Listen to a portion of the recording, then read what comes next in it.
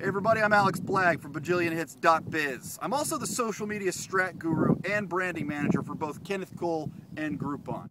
So now apparently the powers that be have said that I have to take time out of my busy schedule, as you can see I'm doing some pretty extreme rock hiking right now, in order to apologize for a couple of last week's snafus in my targeted viral ad campaigns. If you haven't heard already, first of all, I blasted out a tweet from the Kenneth Twitter account that read, Millions are in uproar in Cairo. Rumor is they heard our new spring collection is now available online at, and then I dropped the bit.ly link in.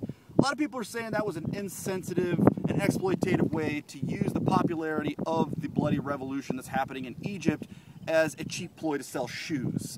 What I would say to those people are, did you bother to click through that bit.ly link?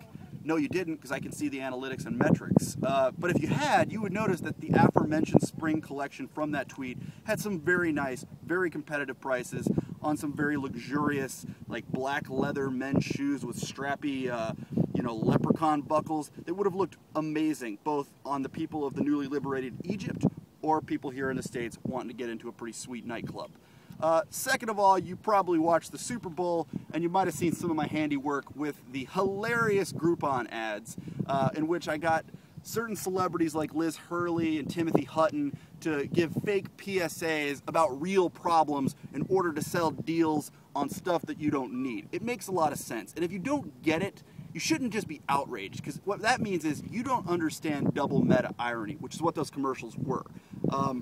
They operate at an intellectual level that's way up here, and I do realize, my biggest mistake is the most of Americans are down here, I'm up here, those commercials were like here. So people don't get it, and they thought that was also insensitive, tone deaf, a lot of other things, that people were saying online. A few of the comments were, that it was trivializing crisis and poverty and oppression in Tibet or whatever, rainforests, I just think that's ridiculous. By the time that you liberal hippies have found something else to be outraged about, you know what, at the end of the day, I'm just going to be jacking more hits, creating more buzz with my sweet ad messages. So I'm sorry that I didn't choose to do something a little more subtle, like, hit the Dalai Lama in the balls with a can of Pepsi. All right, next time I'll give that a shot.